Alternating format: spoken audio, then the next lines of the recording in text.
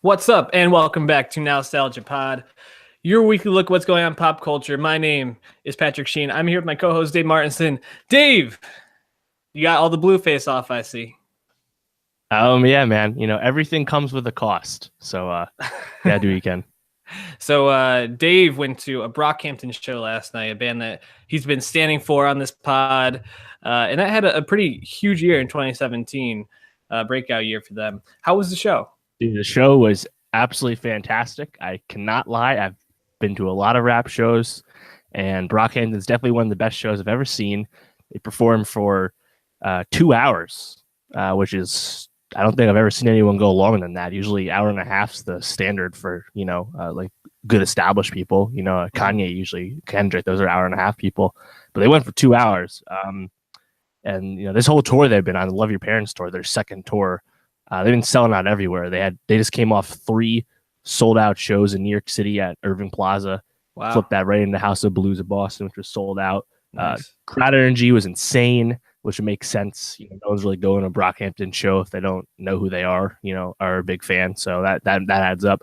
But yeah, their energy, their stage presence was awesome. They had this really minimal set, but there was like chairs and like a couch and stuff. And they were like chill and like sit down and like pose when there's a song going on that not all the members were in. And it was really interesting. Like, there's a way for them to like both like catch their breath, but also still be on the stage. It was a cool touch. What do you call it? At the very end, they brought out, they told everyone who was wearing the orange jumpsuit or the blue face to come up to the front, which was, that was probably like 20 something kids. And then they did Star again. So, Star, that's the song I've referenced before with all the punchlines from Saturation 1, one of their biggest, most popular songs. And they did that as an encore like 3 times, maybe. It was fucking crazy. That's awesome. But yeah, they did all their bops, all their hits. It was a great time. So I definitely endorse seeing Brockhampton. You probably can't go see him this tour. It's almost all sold out, but definitely worth it because those guys are stars, and they really brought it for people that are new to touring. So it was awesome. Yeah, and if you're into them at all and you can't catch them on this tour, you'll catch them at pretty much any festival this summer. So yeah, I'm excited to see them again at Governor's Ball. Really hype now. They're not going to be at House of Blues or Irving Plaza next time, man. They're going to be somewhere way bigger, I have a feeling. So we have a lot of news, but for once, news dropped before we recorded. So thank you, news gods. You're gracing us this week. Benioff and Weiss, the writers and producers and directors for some episodes of Game of Thrones, have been signed on to Star Wars to produce their own trilogy, write and produce their own trilogy, unrelated to the Skywalker episodes or the Rian Johnson trilogy. It seems like a really weird way to wrap up Game of Thrones, I guess. Season 8 just being out in space, but what are your thoughts on it? Yeah, so the key word in that announcement is produce and write, because those guys are adept at the pen, as we've seen on Game of Thrones. That's very exciting. But yeah, I think what this means, the Rian Johnson trilogy, as well as this Benioff and Weiss, they said series, they didn't say trilogy. So, we'll assume it's 3 films until it's more or less. But I think what this means is that the spin-off films, the anthologies that we initially were, expecting to go around the saga films, those are probably done. So Rogue One and Solo, which we'll talk about the trailer in a minute, those are probably the last ones. That Obi-Wan movie that's been rumored in development. Ewan McGregor said he would be down, but hasn't heard anything about it. I feel like if they don't announce that Obi-Wan movie at D3, the Disney Expo this summer, that movie's probably done, because then we'll just be in Rian Johnson and Benioff and Weiss time. So like 2020, the year after Episode 9, that's probably the window for that Obi-Wan movie, or another spin-off movie that chooses to do something else. I'm sure they'll eventually do something with Boba Fett, even though the Josh Trank thing was long since dropped. But yeah, they're either going to do that gap year, probably in 2020, or we'll get the spin-off. But yeah, in the meantime, the 2020s themselves will be populated by Rian Johnson and Benioff and Weiss. And if you watched our last Jedi review, you know how we feel about the Rian Johnson, more of that. So I'm excited for this. Is just more things. And this is probably a great way for Benioff and Weiss to leave that Confederate project at HBO, which was so controversial, because they can do what JJ did when he left Star Trek to come to Star Wars. Oh, I got more money, and I like Star Wars. Well, I grew up with Star Wars. Can't say no to that. Like it's an easy excuse. So it's exciting for sure. Basically, in their statement in their release, unsurprisingly said that they were like enamored with Star Wars in 1977 and have been ever since. So, I mean, I can't imagine a director out there today that would be like, oh yeah, hated Star Wars growing up, but can't pass up this opportunity. But I mean, Disney, especially when you think about what we've been talking about in like the bigger picture, building out those digital platforms and a subscription-based platform. I mean, this is a huge get, because when you talk about series, and I mean, you assume it's a movie, this is sort of thing that is going to, like Star Wars in general as a property, is going to draw people to the Disney platform if you can access those movies at any time. But I mean, do you think there's any possibility that these won't be like films that make it to the big screen, but might only be for like an exclusive platform if it's down the line? No, I don't think so. I mean, they announced alongside that Disney streaming service official announcement that they were doing a live action Star Wars series, finally actually accomplishing that for the service. So I think with that already in development and set to debut on the platform and sell the said platform, there's no way they would, I think, restrict Benioff and Weiss to something just doing a streamer, because they don't need to fill it, the feature films, because they're going to make the films forever. They need talented people to do it. Rian Johnson can't do everything. So yeah, it makes sense for these to be features. Either way, like, just I'm like interested in that idea, because Netflix has been throwing a lot of money at just basically creatives and saying like, do what you want with it. Disney has such a huge amount of money to like throw it and get these sort of people. Building up that library in this way is just phenomenal. And Star Wars, just in general, getting good directors is the best to do as they expand that universe. So exactly, nothing but good news for that. And hopefully they can focus on finishing up Game of Thrones and making sure that has a great last season before they move on. Shooting right now. So we'll see. Like you mentioned, though, Solo trailer. We hadn't heard a thing except for there were problems. Alden Ehrenreich seemed to be Jim Carrey in Han Solo clothing. And Ron Howard took over to try to right the ship. Finally got a trailer dropped during the Super Bowl, which actually I hadn't thought about. I was about the game, but it makes sense that it dropped then, I think. What were your thoughts on the trailer? I was hyped at moments and really not hyped at moments. Yeah. So you got like a 45-second like TV spot, then you got a full 90-second teaser the next day on Good Morning America. So there's fair amount of screens there to look at. But like you said, the movie comes out Memorial Day. It's 3 months away almost. First time we saw anything, and that's obviously because of the tumult with Ron Howard taking over for Lord and Miller. We talked about the Lord and Miller firing back when it happened, why it made sense, all that. So you can check that breakout on our YouTube, SoundCloud.com/Nostalgia Pod, the drill. But so now actually seeing the teaser, overall, I gotta say, I'm obviously a big Star Wars fan, so I want to like it, but I'm more positive than I expected. I think it looks stellar. It looks like classic original trilogy vibes, much like Rogue One did. You have Bradford Young doing the cinematography. He did Arrival.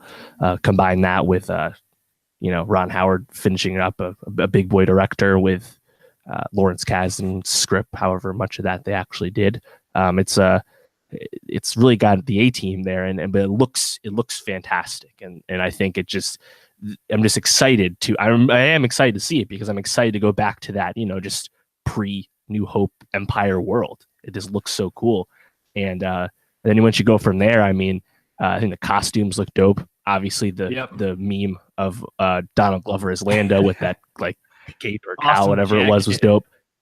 Yep, Amelia Clark has a cool ass get up in the second teaser, and I mean, there's that shootout looking scene on a beach, looks fucking dope.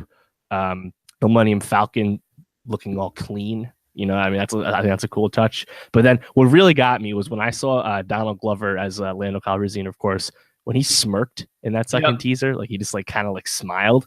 I was like, "Fuck, dude, that's it, that's it." And it's so crazy because Donald Glover is a much more famous person than Alden Ehrenreich, and despite that, he fucking looks like Lando, and of course we believe in him.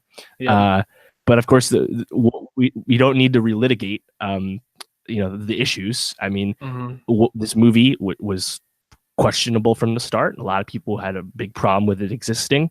That doesn't change. Some people will just probably not accept the movie because Ehrenreich's not their Han, and nor should he be.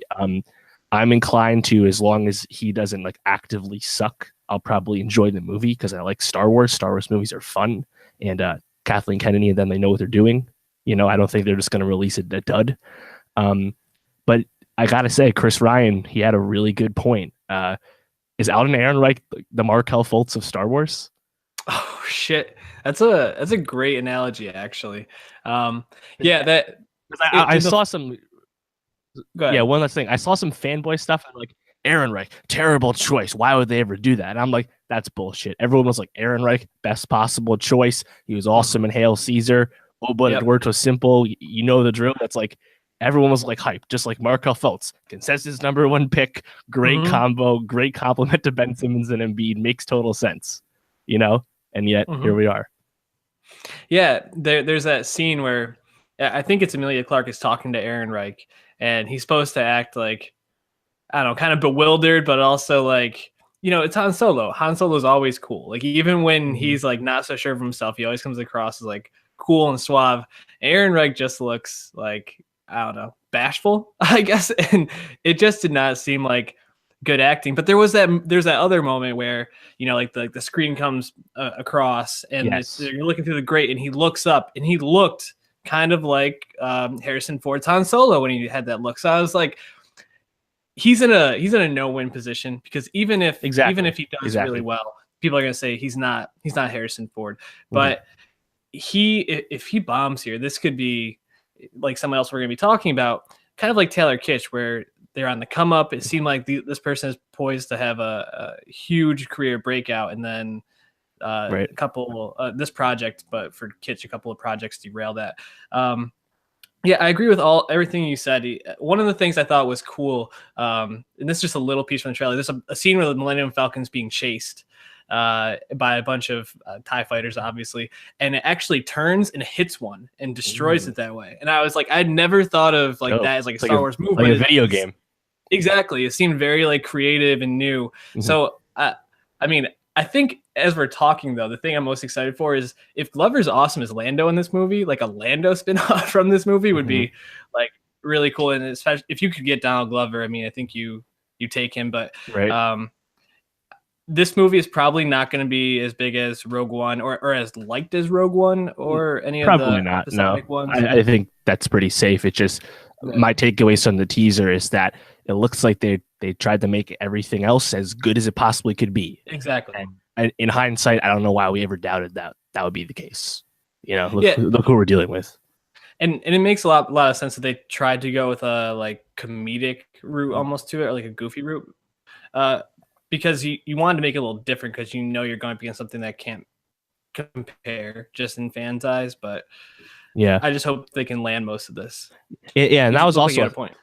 Yeah, no, that reminds me. I mean, when they fired Lord and Miller and they brought in Ron Howard, I mean, a lot of people were like, "Oh, you got really young and exciting, fresh directors for someone who's so boring, so Hollywood." And Ron Howard, but I think, thinking about, remember The Last Jedi, a lot of the angry fanboy critiques were that there was very few moments of humor and levity in a long, dark movie. They hated, the Luke drinking the milk and the porgs and all that shit. If Lord and Miller did a whole Han movie, I don't know how those same people who already didn't want a Han movie would like all that humor. So I think maybe toning it down a bit, which is what I think is going to be the case, was probably smart. Definitely. Just for the success, especially if Ehrenreich is going to be questionable, as performance. Because that said performance would be even worse if it was trying to be funny. I like the initial idea of it, but it makes sense to tone it back and just try to, make this a C+, B- if possible. They're not going for an A here at this point. So something else that happened during the Super Bowl, Justin Timberlake performed, and man, was that a performance? It does qualify. Yes. You know, so I started to have a lot of worries about this performance. Probably the day before or I think it was the Friday when the album dropped, and they said there's gonna be a Prince hologram performing at this. I was like, is this gonna be the Tupac hologram from Coachella with Snoop Dogg?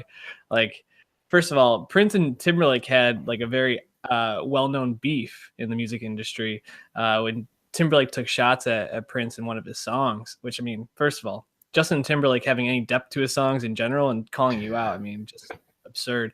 But, exactly. You know, this I was pleasantly surprised because I think my expectations for the performance are kind of low, and I thought he did okay. He kind of did what I expected, where it ended with, you know, the most vanilla but popular song he's probably ever had in his career. He stuck to a lot of the older stuff for the main part. The Prince tribute I didn't think was horrible, although it's still like, no, it was tasteful. Yeah, tasteful. And it was an impressive performance in terms of like the choreography was great. He was all over the field. He went to all these different stages. It was something. But boy, it's just, I don't know. I saw that you didn't like it very much. What were your take? Well, no, I just thought the sound design was fucking bad. Like, his mic was off. He was quiet. I heard his reference track too much. It's like, I'm used to hearing the reference track when I'm watching Uzi Vert. You know, you're not Justin Timberlake. It's a little different. So I don't know. I just thought the audio was a little off. And actually, it's funny. I was talking to my mom on the phone, and she actually mentioned his mic as well. I was like, all right, it wasn't just me. It wasn't just my TV. Yeah, everybody was like, turn the mic up. Yeah, and it was like, yeah, it was solid. Like he smartly only did the One Man on the Woods song, and he did it in that underground bunker because he wanted to hide the song because he knew how bad it was. But yeah, it's kind of funny to think about now, but Can't Stop This Feeling, a song we've made fun of for, you know, damn near 2 years. That's his biggest hit. Yeah. You know, crazy. It's very telling though, as we transition into the album that dropped on Friday, Man of the Woods, that a song like that, which I think the word we've used to describe it most often is vanilla. This album isn't even vanilla, dude. It's like the palate cleanser, I guess, that it doesn't taste like anything. There's nothing there. And exactly. He initially described this album as 808s mixed with Americana. So it's supposed to be Kanye mixed with Southern style folk. Chris Stapleton. Yeah. And man, he just missed the mark completely. He had the 808s, let me tell you. He had 808s on almost every song. But yeah, like you said, it's vanilla. It just sounds like the most lowest common denominator contemporary pop sound you can imagine. You know? Like, he didn't do any ballads. It was just completely not what he was originally selling. And the cop out and say it's named after his son, Silas, whose name is of the woods or whatever. It's like, yep, but you still bought into the woodsman thing with the trailer and your outfits. So you couldn't actually take the risk with the music itself. So even his outfit at the Super Bowl. Right. And like, if you didn't follow through on that and the music was still good, wouldn't care. Why would I bother? Why, you know, what's it matter? Sure. But because the music is also bad, it just makes it look even worse. Yeah, and you know, I thought there were some interesting like beats on the album, and obviously he went back to the well and produced with Timbaland and the Neptunes on most of these songs, but a lot of times the songs would like go on for way too long, and it seemed like when they did change up, the change up made absolutely no sense and just made me more confused about the song than anything. Like, what was the point of that? And lyrically, I mean, this album is just a mess. He was never like an amazing songwriter, but the songwriting here is fucking bad. Like, it's just lyrically deficient. And I think the interesting thing is, like, you think about what Timberlake represents now as a competent, well-liked entertainer, broadly speaking. I can't help but think of him the way I think of his good friend. He's like Jimmy Fallon, you know? Yeah. Don't expect him to actually say anything. Just let him entertain you broadly, you know? That's actually a great point. That's all he can do. You know, I mean, he didn't really want to answer any questions about the Woody Allen movie Wonder Wheel he was in, which I think is kind of telling. He just, you know, he proudly has nothing to say. That's who Justin Timberlake always has been. Yeah, it's a great point. You think about the songs that stand out to you about him, and none of them are actually meaningful or any way or really say anything. I think he does well when he leans on like love songs or heartbreak, which is a pretty common thing for most people to draw on. But even in this album, like you think about the last track, Young Man, which first of all features like a recording of his son at multiple parts on it, and Jessica Biel is also featured on the album multiple times. And the songwriting is just like you think about this kind of thing where you're writing a song to your son, and you think about like I don't know, like Cat Stevens comes to mind, you know, like the Cats in the Cradle, Silver Spoon song, that sort of thing. Where you're talking about like regret. This song is just like, yeah, you're gonna break people's hearts, and you need to get up when you get pushed down. It's like, all right, you're really not saying anything, and that's Justin Timberlake to a T. There's not really much more to say. I think Filthy is probably the best song off this. Right, and it's not like that good. Yeah. I think Montana is like the best song in terms of the woodsy vibe he was pretending to sell you. Not to say that he cheats there, but you know, he does lose the 808s a little bit at the end. But yeah, I think it's even honestly, like, this album comes 4+ years after 2020 Experience Part 2. For such a long layoff, it's a pretty poor effort. You know, I don't know what else to say. Did he rush this out to match his Super Bowl performance where he could just sell the album? You know, I mean, maybe. I can't imagine him working on this more would have brought more depth. It seems like he just doesn't have anything really to talk about at this point. Nope. I think he'll probably move more towards acting as he continues to move forward, because I think musically he's just kind of you know, like you said, an entertainer. So someone that is entertaining and also dropped an album this weekend, Rich Brian, aka or formerly known as Rich Chiga. And you mentioned at the end of last week's pod about how that came to be formed. He is a former Vine star, which I mean, Vine keep producing stars. Yo, he's fucking funny. Have you seen any of his Vines? Yes, they're old, but man, he had some good ass Vines. I gotta give it to the kid. You know, this was an album I wasn't planning on listening to, but I saw a lot of people tweeting about it, including yourself. So I gave it a listen. This album sounds awesome. Like, so I was so surprised, and I mean, I think it has some major issues. Like, he raps in a month thing, which out to show emotion behind when he raps aren't necessarily deep or meaningful in any way. But for a first album and someone that no one took seriously, this blew me away.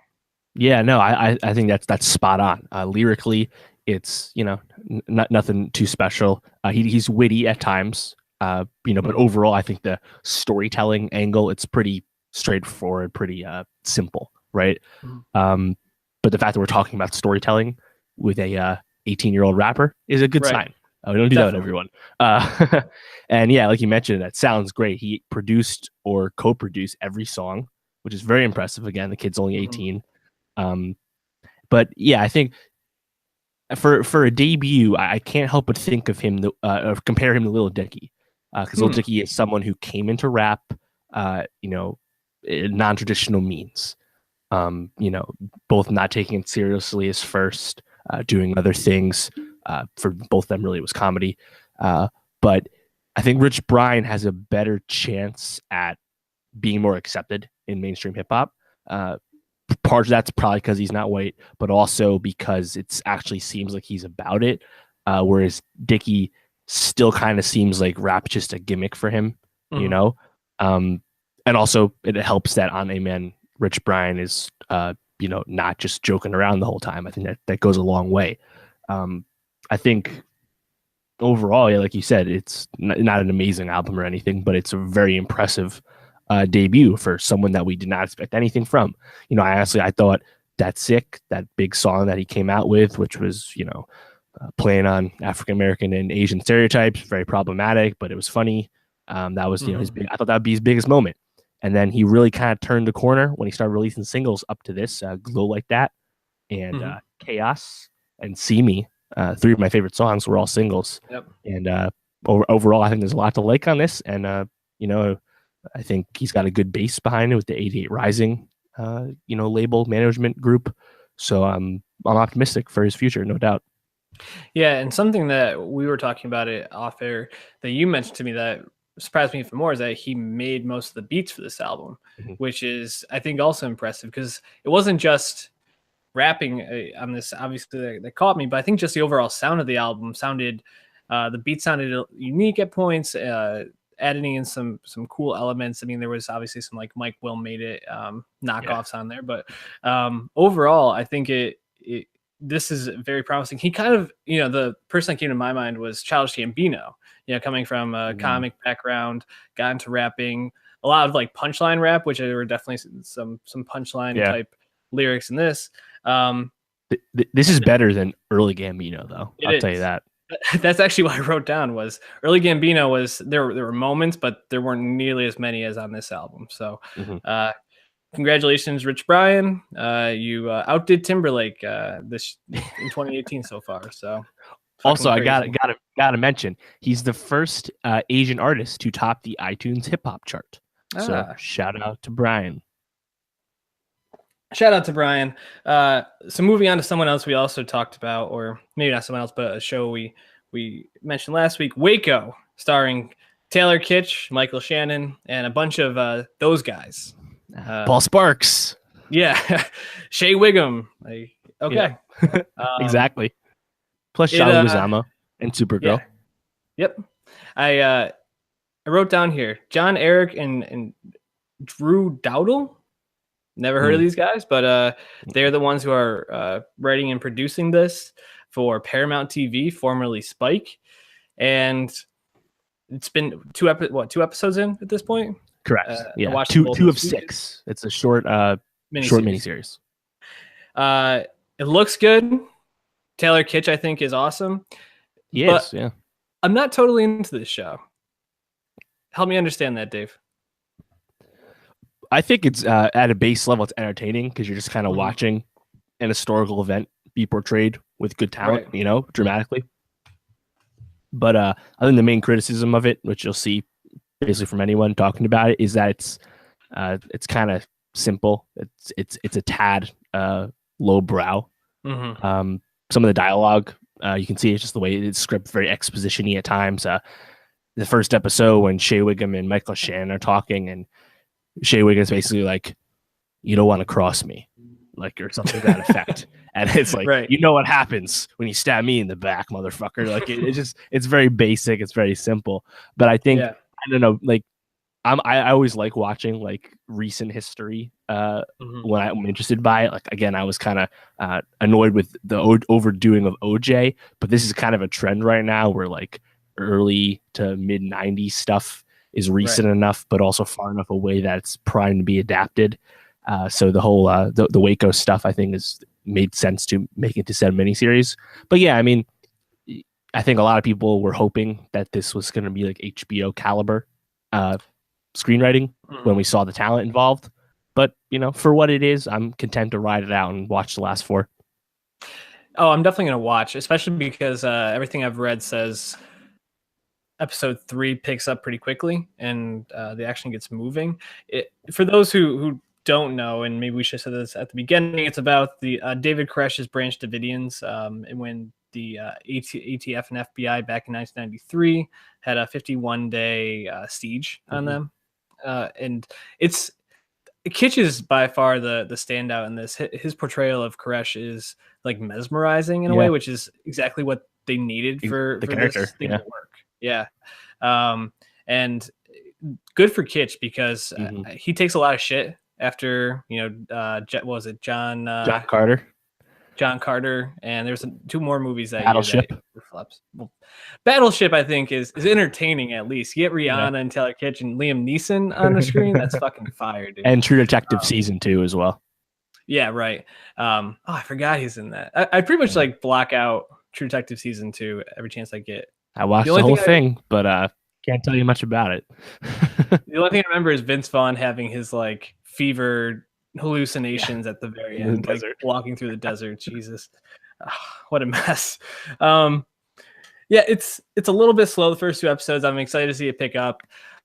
I also, like you said, it's very simple, and it's almost making you like sympathize with Koresh in a way. Definitely, which kind of a hot take in a sense, but you know, it's definitely entertaining. It's not going to be anyone's best of list, but I do think the cinematography is pretty good, and like you said, the story is intriguing, so worth checking out. It's like tricking you. It's tricking you into thinking it was like, you know, prestige TV when it really isn't. But it is, for what it is, it's being well done. And I will say, I think through 2 episodes, I think the themes with the polygamy aspect, the multiple wives thing, I think they're actually doing that pretty well in terms of handling both, you know, sides to it. So we'll see how that pans out. But yeah, overall, I think it's you know, if this is the kind of comfort TV that you make time for, I think it's, you know, that's totally fine, because you know, given what your other options, I think this is still pretty solid. I definitely agree. Speaking of comfort TV, are you going to check out Bachelor Winter Games? Dude, I'm out on The Bachelor. You're out on The Bachelor? No, I didn't even watch The Bachelorette with Rachel, and I loved Rachel on that Nick Viall season. No, I think I had a nice run there, where I did watch one of each, you know, Paradise, Bachelor, and Bachelorette, and you know, I think I'm good. You know, I got it. I understand. I think that show is twice as long as it needs to be, and I don't have time for that shit. I know, because there's a lot of TV we got to get to. There's was it Carbon Copy? Altered Carbon on Netflix out now. Copy, Jesus. Watch that soon. And there's also The Alienist, which is out right now. Mosaic on HBO. Mosaic. Electric Dreams on Amazon. Yeah, Electric Dreams I'm not as worried about getting through. I think we can maybe pick 1 or 2 and talk about that as it comes. But, right, sure. I'm just going to watch it. Yeah, I don't know if we'll talk about it, but... yeah, I mean, that's pretty much it for the week. Any last thoughts just on pop culture at the moment? Well, I do want to mention Cloverfield news came out of nowhere. Yes. Super Bowl. We had mentioned, I think, last week, and we tweeted on our account at Nowstalgia Pod. Deadline had a thing about how Netflix was perhaps going to buy Cloverfield 3 / God Particle from Paramount. And it turns out they did exactly that. It was called God Particle. It was a movie that was not Cloverfield. It was an old movie. Then they kind of hamstrung in the Cloverfield aspect. May have been called Cloverfield Station at one point. Now it's called a Cloverfield Paradox. And Netflix dropped a bomb on us during the Super Bowl. Totally unexpected that it'd be available after the game.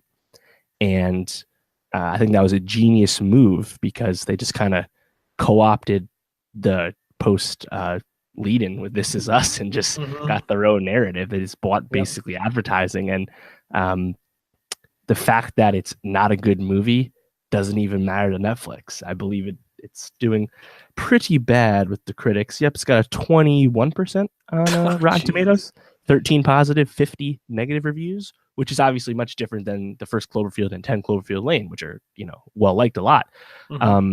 But much like Bright, which Netflix proudly will tell you had 11 million viewers in the first 3 days and is getting a sequel, it doesn't matter if this was good or not, because it had a conversation going about Netflix and people were tuning in to watch this movie. So quite the interesting, you know, turn of events for sure. Paramount, it's basically a win-win, because Paramount correctly evaluated that this was going to be a loss, and if they wanted to put this movie out wide, which was the plan, they're just going to lose more money as soon as they started marketing it, because it was a $40 million budget. It was more expensive than the first 2. So it was a smart move for everyone involved. I got to say, I feel bad for the movie itself, because it's got a lot of talented people in it. It's got David Luella and Daniel Bruhl and Gugu Mbatha from San Junipero, Chris O'Dowd. It's got good people in it, but alas, it's not too good. But I think I mentioned this last week too. The fourth Cloverfield's coming in October, when that's still with Paramount. So the brand will keep going, but but fascinating stuff. Netflix is just such a smart company. Like at this point, to take this kind of property, especially when it's not really good property, and to drop it the way that they did, and just be like, all right, we know that this isn't going to be something people are going to be like for this particular movie, but to drop it on Super Bowl Sunday and be like, and then you can watch it, and people are just like, oh fuck, I gotta watch this. It's exactly fucking so smart. They're going to take over the world, and that kind of like brings me to like the Super Bowl was incredibly newsy. Didn't expect this, like I thought, oh, we get the solo trailer of some kind, that made sense, but also the Cloverfield thing, total bomb. Did not see that coming. A bunch of other trailers. Shout out Mission Impossible 6, looks dope. But what do you call it? In addition to that, we also had it's amazing. A lot of stuff. As a side note, it's amazing to me that Mission Impossible is still called Mission Impossible, since every single mission has been completed to this point. Right. Yeah. If you choose to accept it, you've accepted the other missions, but again, We'll give you the option not to take this one. It's actually interesting because I think this was the weakest Super Bowl commercial year that I can remember. Yeah, probably. There's a few. Probably one of the biggest ones. Yeah. Yeah. What do you call it? What was your favorite commercial? Was it the Peter Dinklage, Morgan Freeman one, or the Alexa one, or that and the Tide one was probably? Oh yeah, the Alexa one was good too, but Tide, I think, is the one that stuck with me just because there were a lot of them, I feel like, and then they basically just dropped like, if you don't see a stain in a commercial, it's a Tide ad. It's like, oh, that's so fucking smart. Right. But man, I was like not paying attention to the commercials at all. You're distraught. So I was like either on Twitter or like trying to like comment. Right. So. Same. Yeah, I was on Twitter a lot too. The thing I just couldn't remember for a second ago also came out of nowhere. Westworld season 2 got a teaser and a date. April 22nd, a little sooner than I was expecting. And we knew it'd come back this year at some point. But we've talked about Westworld a lot. You can check out all our stuff, mainly from 2016 when the show was actually on again, debuted. Yeah. But my thoughts, and I assume your thoughts, have not really changed after seeing this teaser that doesn't do anything. No, but I'm excited to maybe see Kanye songs dropped in the season. Yeah. Also, it's dropping. I mean, it's HBO, not really that big a deal, but it's dropping on a Friday. I'm pretty sure, right? Is it 20th or 22nd? 22nd. Oh, then it is dropping on Sunday. Never mind. I had 20th written down. I was like, I think that's a Friday. Yep, it's a Sunday. I'm gonna watch Westworld, but I have a feeling it's gonna be more like a hate watch for me. Oh, of course. I mean, I was more positive on the future than you were when it dropped, just because Westworld very publicly was kind of like rewritten and redeveloped as they shot it. So in a sense, I'd forgive some of the obvious narrative deficiencies. And I would like to see what they do more, because right now the only thing about it that's cool is the high concept stuff that we've talked so much about. But as a TV show, it's not very interesting and there's no good characters. So I want to see if they can rectify that, because obviously there's a lot of, positive forces behind this. Obviously HBO wants Westworld to be their post Game of Thrones vehicle. So I'm willing to, accept that it can get better. They got a lot of talent. So, I mean, if there's a show that could turn it around, it'd probably be Westworld. I mean, especially with like them probably still using flashbacks in some respect. They're going to keep a lot of like Jimmy Simpson and people like that around. So yeah, Ed Harris still around. Yeah, Ed Harris still there. So they can, I mean, they're not going to have what's his name, Sir Anthony Hopkins. Anthony Hopkins anymore, but yeah, whatever. They saved the money on it because that's the only reason he was there. Yeah, put it into better writers. So there we go. Anyways, we're going to wrap up there for the week. But next week, we're probably going to be giving a little bit of a Black Panther preview, maybe. Yeah. MGMT album comes out Friday. Oh, interesting. I already bought my tickets to Black Panther because a friend wanted to go see 3D. So I'll be giving you my 3D review, and then I might, if it's good, I might go see it just regular as well. That comes out the 16th, so not this Friday, but next Friday. So of course we're talking about Black Panther, as we said before. I assume we were going to get to some movies this week, but then a lot of other stuff happened. Yep. But we'll probably get to some other Oscar movies we haven't talked about yet. But of course, things will happen. So stay tuned at Nowstalgia Pod, and you'll see what we got going on. Yeah, subscribe below, share us with friends. Check out all of our breakout videos on our YouTube page. Share us and give us a rating and review on iTunes. We really appreciate that. It helps us grow. Feedback is good. At Nowstalgia Pod on Twitter, at Sheening World Peace for myself, and at Martin Swagger. You can find all that in our About section of our YouTube page. It'll be interesting to check back in on Waco at the end. Justin TImberlake, I don't think we will be checking on, but go to our Spotify playlist and check out the Rich Brian songs that we pick out and put on that. It's Nowstalgia Best of 2018. I'll tweet it out and pin it to the top of my Twitter page. Linked at our SoundCloud as well and YouTube. So easy to find. All right, but until next week, that's it for us. Peace out.